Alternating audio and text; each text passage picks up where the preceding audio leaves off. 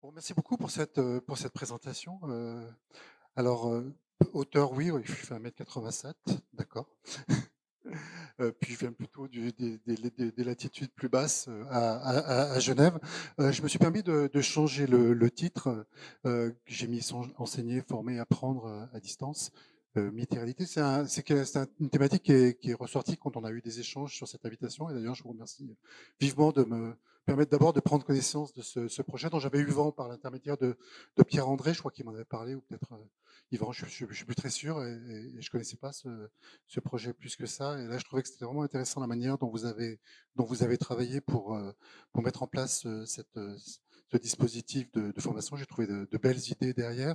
En particulier, une qui m'est très chère, c'est la question de l'articulation de la recherche et, et du terrain et de la pratique, dans le sens où, dans mon labo à Genève, on fait ce qu'on appelle, André, tu l'as évoqué, Pierre-André, tu l'as évoqué, c'est la question de la recherche orientée par la conception, c'est-à-dire qu'on considère qu'il faut arriver à dissoudre les dualismes entre pratique et théorie qui sont en fait, très occidentaux, pour arriver à faire une recherche finalisée, mais qui est également une recherche fondamentale.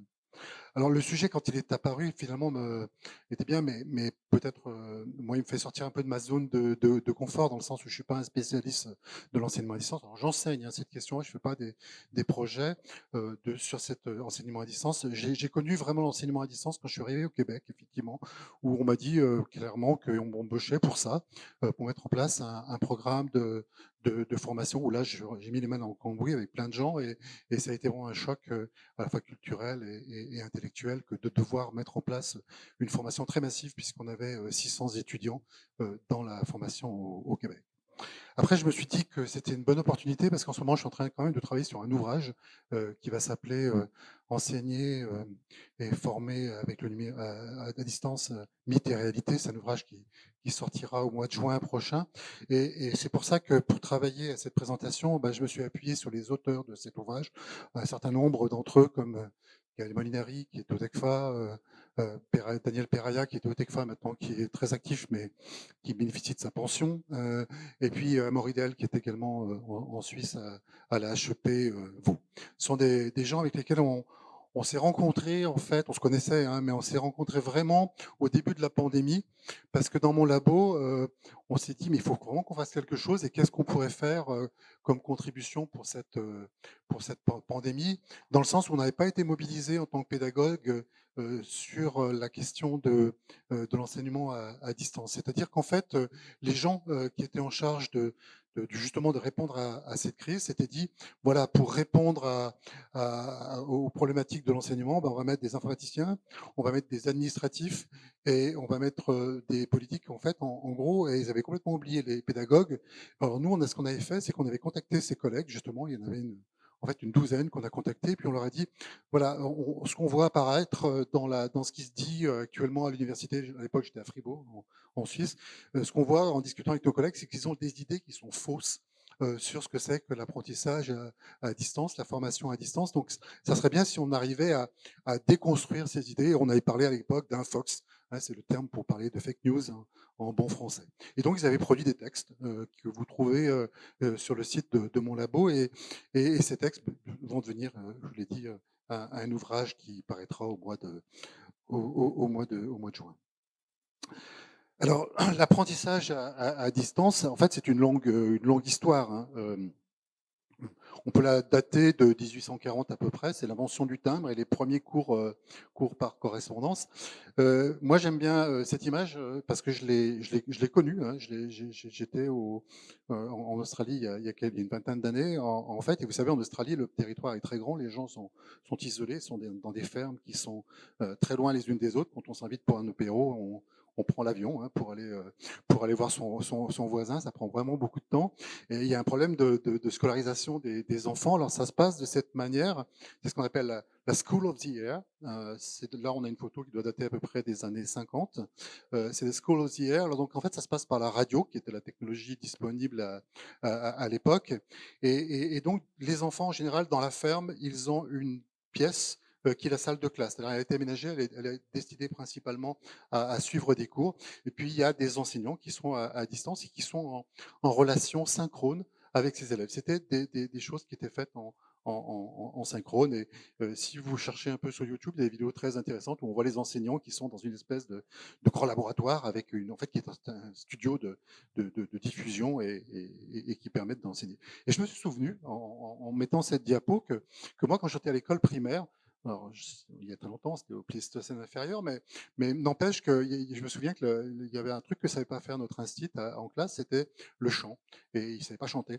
Et donc, il ouvrait tous les jours la radio, je crois que c'était à 8h45, si je me souviens bien. Et sur la radio, il y avait un cours en ligne de chant. En fait, il y avait quelqu'un qui chantait, qui expliquait ce qu'il fallait faire. Et lui, il était là plus pour vérifier qu'on faisait ce qu'on nous disait à la radio plus qu'autre chose. Donc voilà, l'apprentissage à distance, c'est pas complètement nouveau. C'est quelque chose qui existe depuis un moment. Mais évidemment, avec la question donc, de développement des technologies numériques et la crise qu'on a subie, eh ben, ça s'est développé. Alors, de quoi parle-t-on? J'aime bien ce schéma parce qu'il permet un peu de positionner les choses et surtout de montrer la diversité des dispositifs. Sur ce diagramme, on distingue deux choses. Est-ce que l'enseignement il est donné à l'université ou dans l'école, ou est-ce qu'il est donné à distance? Et puis on regarde également, est-ce que c'est en synchrone et en asynchrone? Et on voit qu'en fait, on a tout un tas de dispositifs différents. Alors parfois c'est en synchrone et c'est sur c'est sur le site. Donc là on est plutôt sur de l'enseignement, on va dire le plus répandu, le plus traditionnel. Mais parfois on se retrouve à distance.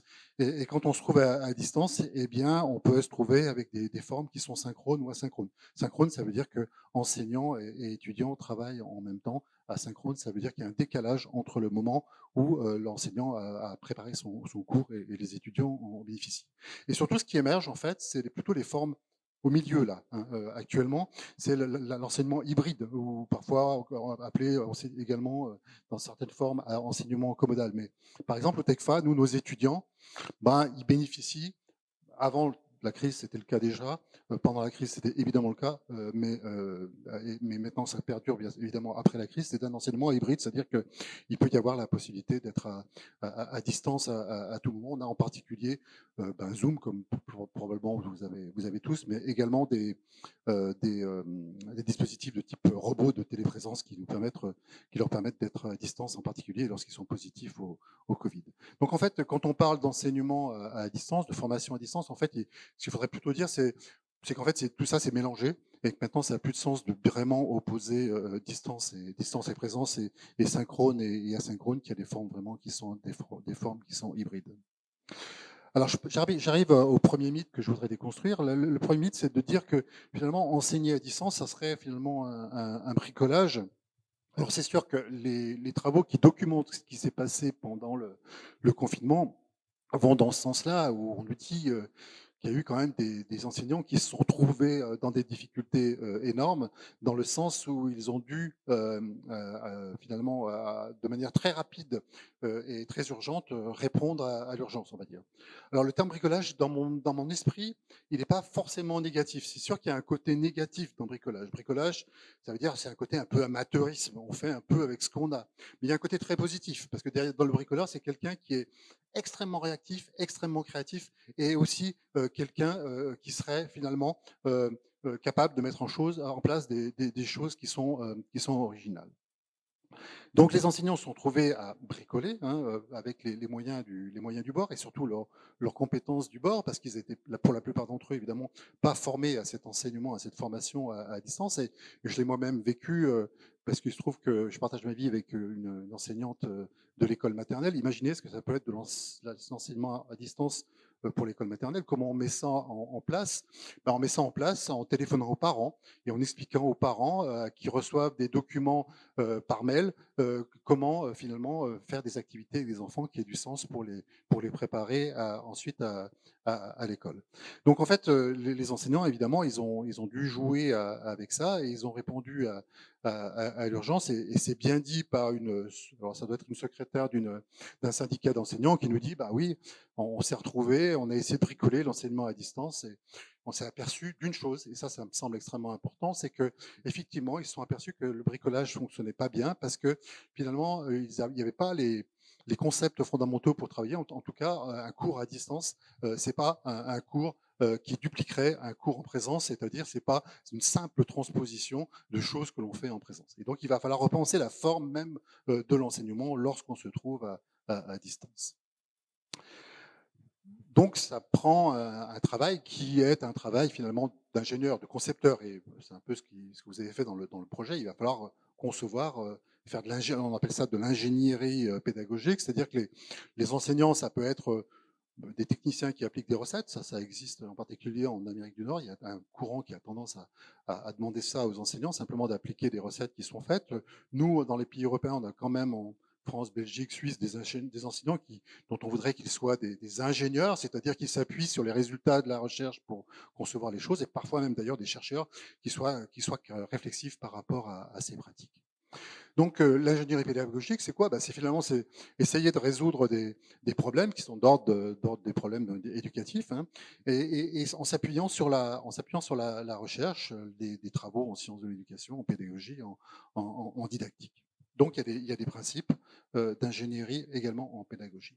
Mais c'est une tâche cognitive qui est extrêmement complexe, dans le sens où quand on va concevoir des dispositifs d'apprentissage, d'enseignement à distance, il va falloir prendre en compte trois éléments fondamentaux, trois facteurs fondamentaux. Il va falloir qu'on développe quelque chose qui soit véritablement utile à l'enseignement, que ça permette effectivement de développer les apprentissages qu'on prévoit de développer. Ça suffit pas.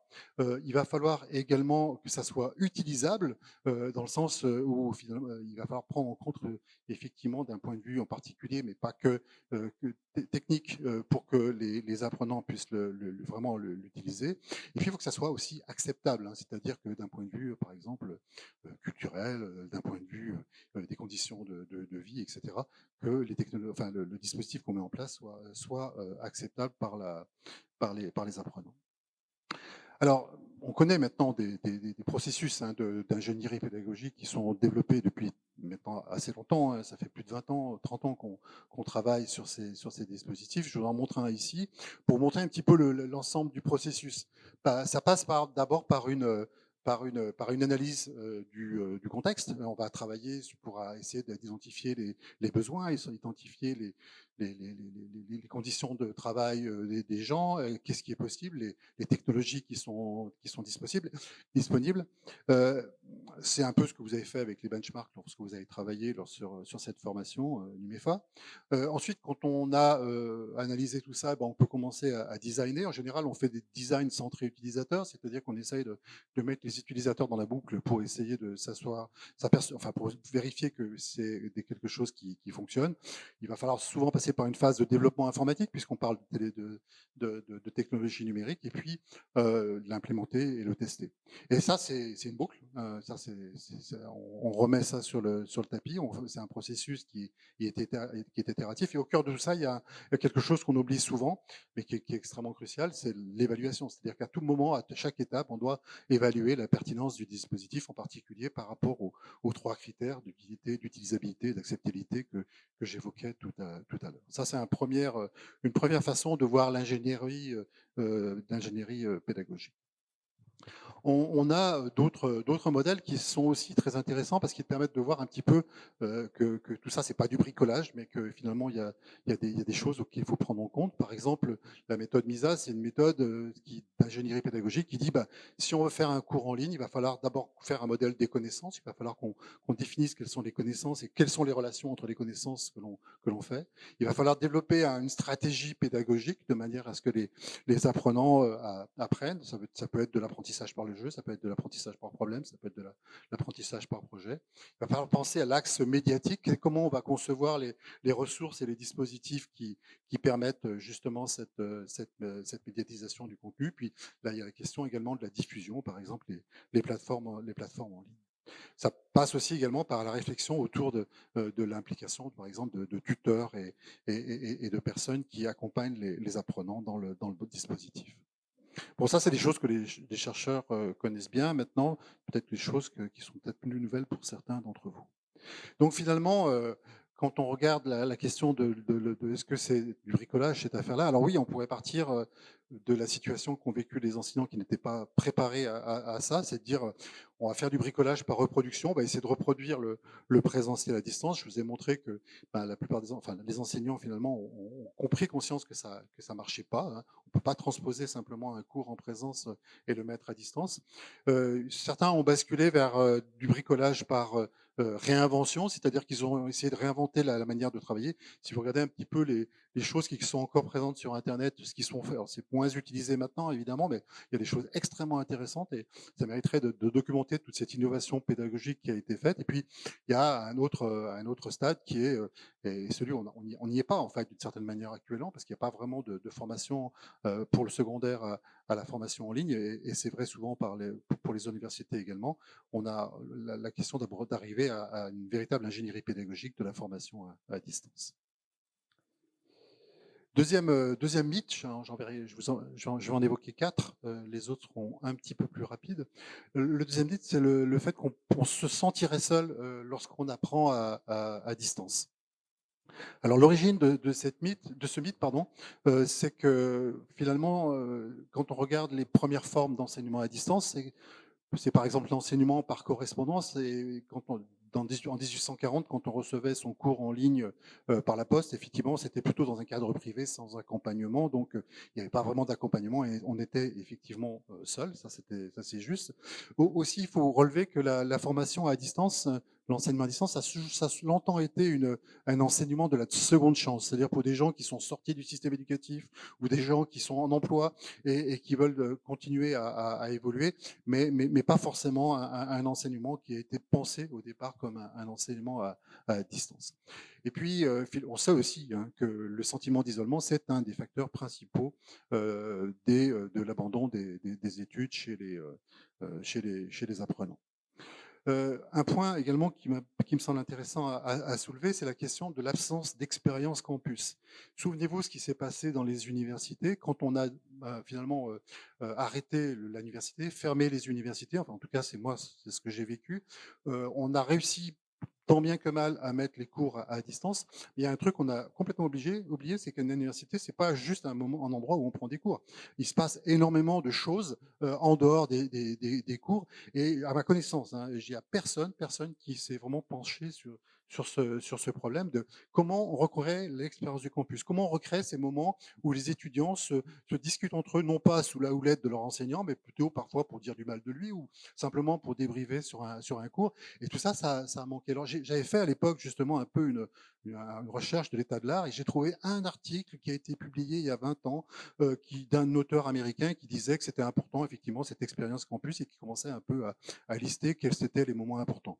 Mais vous voyez, là il y a aussi quelque chose qui montre que effectivement quand on se retrouve à distance, il y a un petit risque de se retrouver solitaire. Et puis il y a aussi une confusion entre travail autonome et travail individuel souvent dans les esprits. Pour moi, être autonome, ça veut dire avoir la liberté, mais également d'avoir des feedbacks, des informations qui permettent d'exercer cette liberté. Si on a juste la liberté de rien faire, eh ben, en général, on ne fait pas grand-chose. Alors, un autre point également sur les caractéristiques qui pourraient penser qu'on va se retrouver seul, c'est que l'enseignement à distance, c'est aussi un enseignement différé, dans le sens où on va pouvoir finalement distinguer deux étapes qui sont vraiment distinguer. Alors, c'est vrai aussi dans l'enseignement en présence, mais c'est particulièrement vrai à distance. C'est-à-dire qu'il y a un moment où l'enseignant, lui, va concevoir l'environnement pédagogique approprié, il va créer ses ressources, il va les récupérer, il va créer des activités d'apprentissage, il va mettre en place un système d'évaluation et d'accompagnement. Et puis après, il met en place tout ça et il met à disposition cet environnement pour les apprenants. Et c'est deux moments qui sont plutôt séparés et qui se font à des moments distincts et des lieux différents. D'où peut-être effectivement des questions de se sentir effectivement isolé, dans le sens où quand on est en enseignement en présence, l'enseignant, en fait, la première activité de conception, il la continue pendant le cours, parce qu'il ajuste son cours en fonction des retours de ses étudiants ou de ses élèves.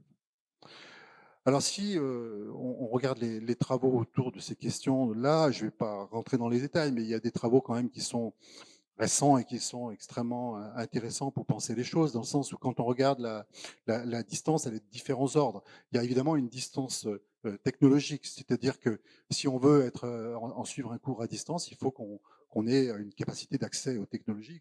Capacité d'accès, ça veut dire savoir les utiliser pour de vrai, et puis également et puis qu'elles soient présentes. La deuxième distance, c'est plutôt une distance socio-économique ou culturelle, c'est-à-dire qu'on n'a pas forcément accès dans son milieu économique. Et puis, sociale plutôt. Et puis, la dernière chose, c'est la distance pédagogique et relationnelle ou sociale, c'est-à-dire le manque d'interaction. Donc, trois distances. Alors, en fait, ces trois distances, pour de vrai, je vous le dis bien dans ces travaux, en fait, elles existent aussi lorsqu'on est en présence, mais souvent, finalement, la distance est un révélateur et vient renforcer cette distance. Alors les solutions, alors je passe sur les solutions, mais en tout cas il y a des modèles qui proposent des pistes pour l'action, et notamment le modèle de Community of Inquiry de Garrison. Et ce modèle nous dit, pour un enseignant qui voudrait travailler à distance, il faut qu'il pense à trois types de présence. En fait, c'est une présence à distance, une téléprésence, si l'on veut. Il y a d'abord d'assurer une présence sociale. Alors, ça passe par l'expression de l'affectivité.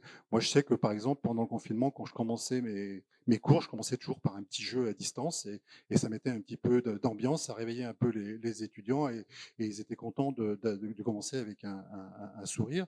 Il y avait la question de la communication aussi avec ces étudiants, de manière que par exemple, on créait des groupes d'étudiants où ils avaient le droit de travailler dans des salles Zoom qui étaient des salles qui étaient distinctes, ce qui fait qu'ils pouvaient raconter un peu ce qu'ils voulaient dans ces salles Zoom sans la présence de l'enseignant. Et la présence sociale, c'était la présence avec l'enseignant, mais aussi entre étudiants. Bon, la présence cognitive, on voit que pour la développer, il faut vraiment donner des défis aux étudiants. Il faut vraiment leur donner des choses à faire, qui leur permettent de s'engager.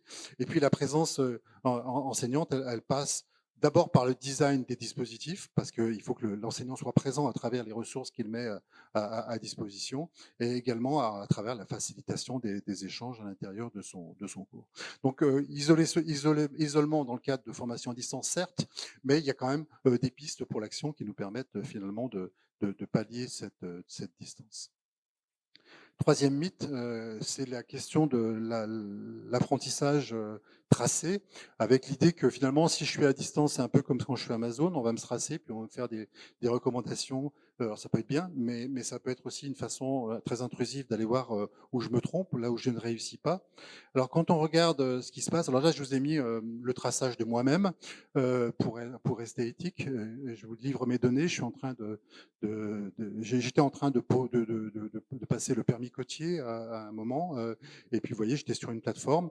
On me disait ouais, pas mal, c'est vert maintenant, 35 fautes sur 40, c'est la limite, ça passe pour le permis. Il ne faut pas en faire 34, sinon on se fait avoir. Donc j'ai une idée de ma progression. Et puis à droite, j'ai des barres qui me disent dans quel domaine je suis bon. Alors je suis bon en environnement, j'ai 100%, mais je suis nul en signaux lumineux et je suis nul en signaux visuels également. Donc là, j'ai des progrès à faire. Bon, ça, c'est quelque chose d'assez utile pour moi. Ça me permet de me positionner dans mon apprentissage. Et effectivement, j'ai été tracé, ça c'est vrai. Et apparemment, le traçage me dit des choses sur moi-même, et quelqu'un a accès à ces informations.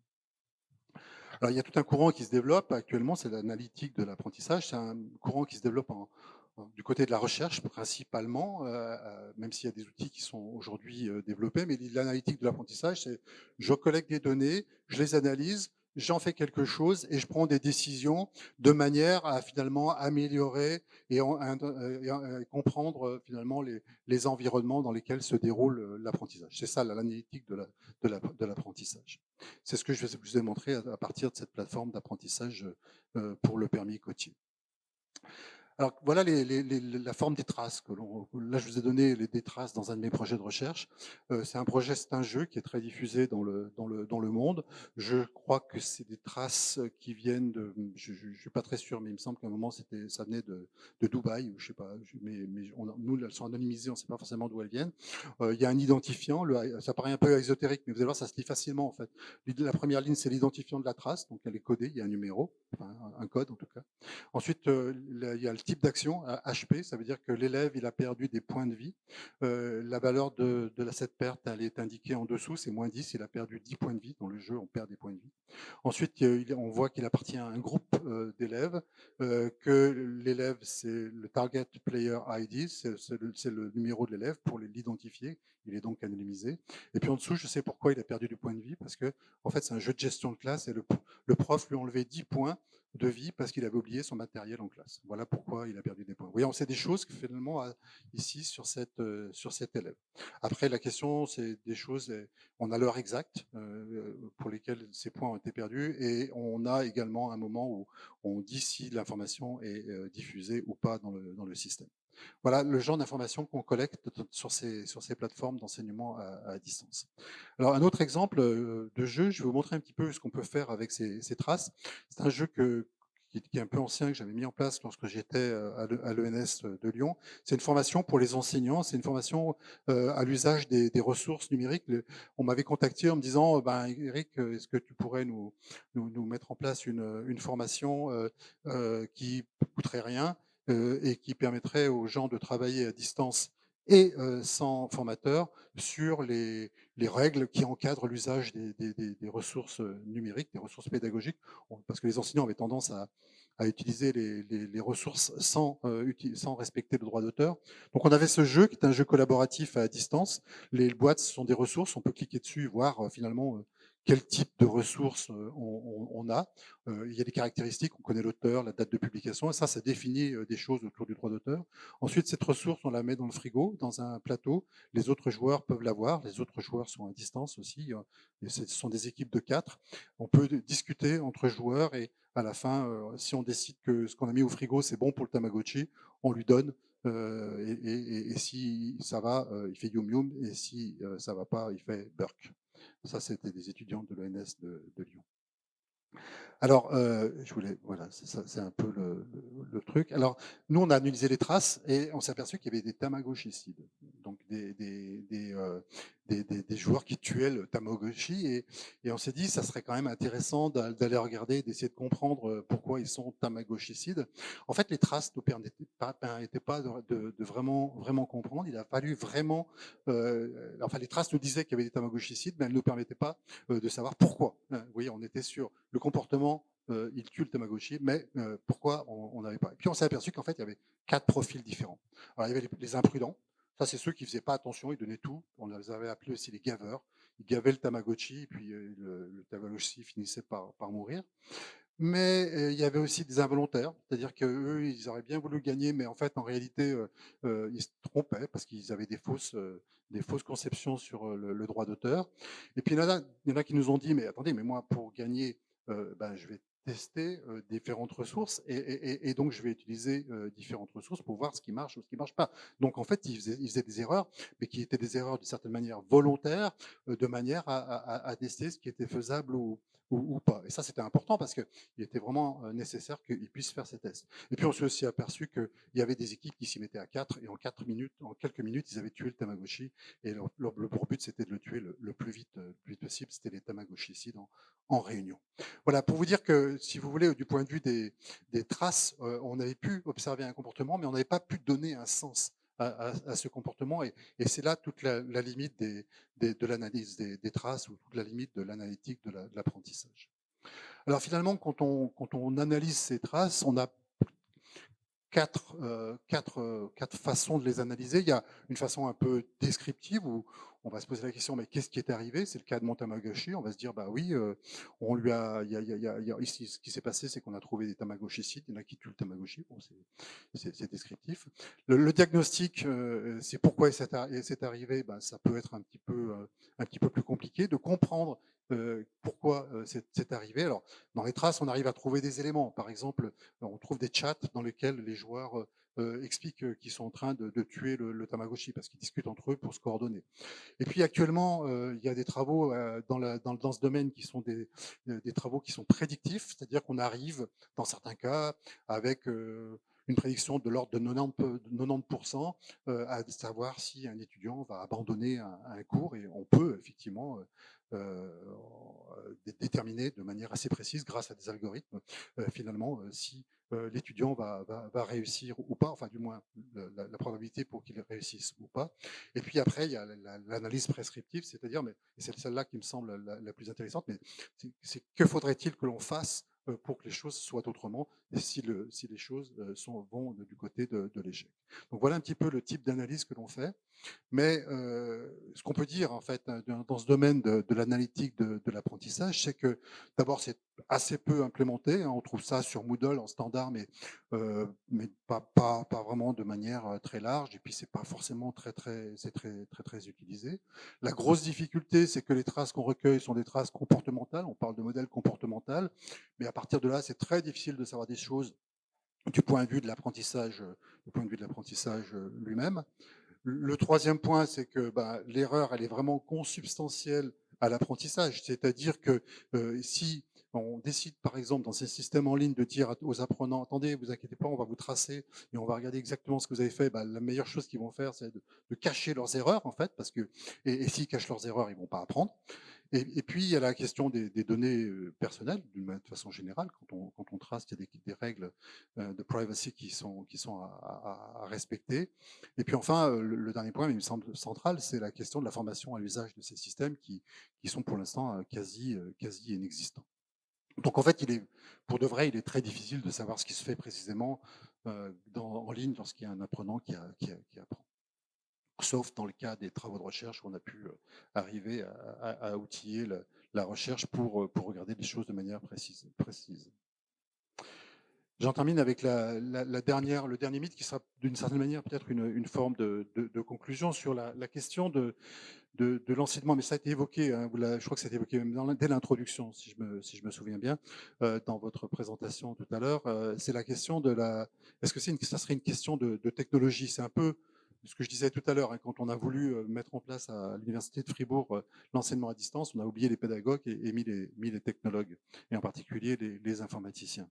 Alors, là, je vous ai mis une photo, j'aime bien les vieilles photos. Ça, c'est une photo qui est vraiment intéressante, qui a été publiée par la République cubaine dans un ouvrage qui est vraiment très intéressant, qui s'appelle Oversold Underused, et il parle des ordinateurs. C'est une expérience qui a été faite en 1928. En 1928, il n'y avait pas l'informatique, mais par contre, il y avait des avions. Et on s'est dit, ouais, c'est chouette, on a des avions, ça serait vraiment intéressant si on faisait une petite expérience d'enseignement de la géographie avec un avion. Vous voyez l'intérêt, on prend de la hauteur en 1928 avec un avion, et on se dit, les élèves vont se retrouver dans une situation qui est beaucoup plus favorable pour apprendre la géographie, parce qu'ils vont prendre du recul par rapport à une carte qui est juste une représentation. Là, ils vont voir le terrain, etc. Puis quand vous regardez ce qui se passe vraiment dans l'avion, vous voyez que l'enseignante, ce qu'elle fait, c'est qu'elle montre un globe. Les élèves ont l'air à peu près attentifs, ils regardent le globe, sauf l'élève du fond. Ce qui est rassurant un petit peu, c'est qu'elle regarde par le hublot. Donc là, il y a quand même au moins une élève qui a l'air de profiter du voyage. Et on se dit, mais c'est quand même terrible. On lui donne, cette enseignante, la meilleure technologie. Elle n'est pas fichue de faire quelque chose de terrible avec ça. Mais en réalité, c'est bien compréhensible. Vous imaginez enseigner dans un avion en 1928 avec le boucan et les trous d'air.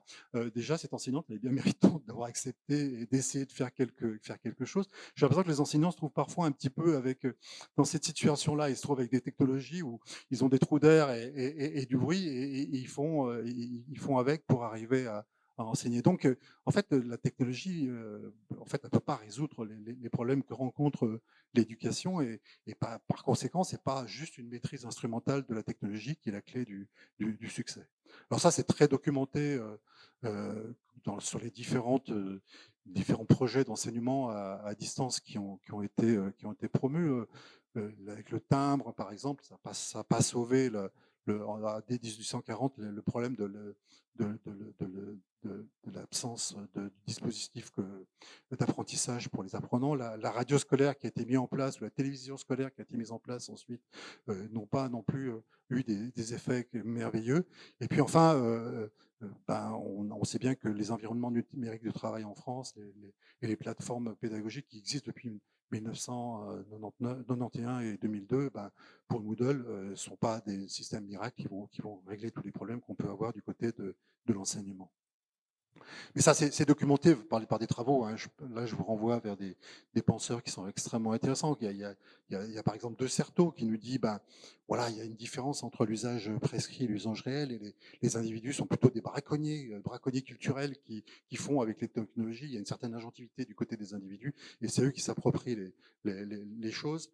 Du côté de Simondon, il y a l'idée que l'outil, ben, c'est vraiment ce mot outil, c'est une conception utilitariste des technologies, que c'est avant tout dans les relations entre l'individu et les objets techniques qu'il y a des choses intéressantes qui se passent, dans le sens où les objets techniques ne sont pas simplement utiles, mais vont modifier nos activités, nos comportements, etc. Et puis il y a les travaux de Rabardel, qui nous a quittés l'année dernière, qui parle, lui, d'instruments, comme un instrument, comme un dispositif composite, hein, qui comprend à la fois l'outil en tant que tel, mais aussi le schème d'usage. Et cette idée de genèse instrumentale, c'est que les instruments finalement apparaissent ou sont générés à travers les usages des individus.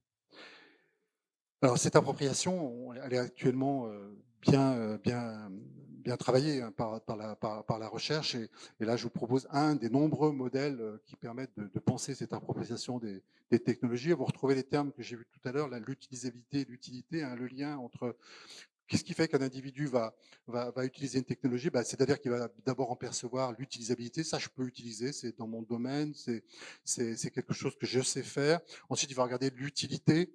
Il va dire, oui, effectivement, si je l'utilise, ça va améliorer, ça va résoudre mes problèmes. Donc, il va avoir une attitude positive par rapport à ces technologies, qui probablement va déboucher sur une intention d'usage. Et s'il y a acceptabilité. Et puis ensuite, peut-être un usage effectif avec une acceptation des technologies. Et tout ça, c'est sur le contrôle de variables individuelles, évidemment, parce que peut-être la personne a un usage des technologies en dehors de son activité professionnelle, mais aussi évidemment de l'institution. Alors, même là, les choses sont complexes, hein.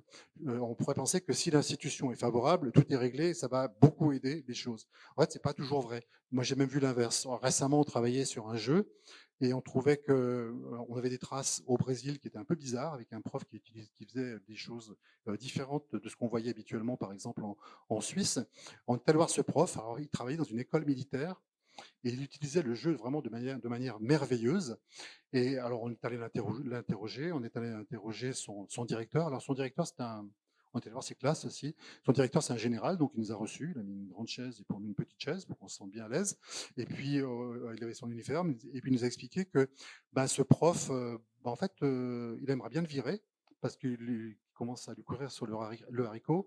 Mais en fait, il ne peut pas parce que les parents trouvent qu'il est bien avec les enfants, dans le sens où il les rattrape, où il y a des enfants qui n'étaient pas très investis dans l'école, et il aimerait bien enfin, il a du mal à convaincre les parents qu'il faut virer cet enseignant. Et l'enseignant, on est allé le voir, il nous dit ouais, moi je déteste travailler dans une école militaire, je fais ça parce que c'est alimentaire et j'ai envie de leur casser les pieds. Et une façon de leur casser les pieds, c'est de faire du jeu dans la classe. Oui, l'institution, elle est contre, et en réalité, ce qui se passe, c'est que c'est là que l'appropriation des technologies est la meilleure. Alors, deux scénarios, et c'est la fin de la présentation. Deux scénarios pour le futur, je les dois à Daniel Peraya, avec lequel on échange sur le bouquin dont je vous ai parlé tout à l'heure. Quand on discutait, il me disait, mais oui, voilà, il y a deux scénarios possibles. Soit on va avoir un renforcement de la conception utilitariste, avec l'idée que ces technologies sont des outils, qu'on va avoir un usage des outils qui va nous permettre de mettre en place nos enseignements, mais vraiment du côté technique. Et là, ça va renforcer une conception vraiment traditionnelle, c'est-à-dire transmissive en fait de l'enseignement. Mais peut-être, et c'est le scénario optimiste, et c'est celui sur lequel je travaille actuellement avec certaines collègues pour travailler sur les questions de Learning Lab, par exemple, il y aura peut-être l'émergence d'un mouvement de réflexion qui va regrouper les praticiens et les chercheurs dans le cadre de travaux collaboratifs qui sont à la fois finalisés et théoriques pour mettre en place une innovation technopédagogique. Donc je vais rester là sur ce scénario optimiste en vous disant que la collection dans le bouquin paraîtra, c'est la collection Mythes et réalité. Et je vous remercie d'avoir été patient avec moi.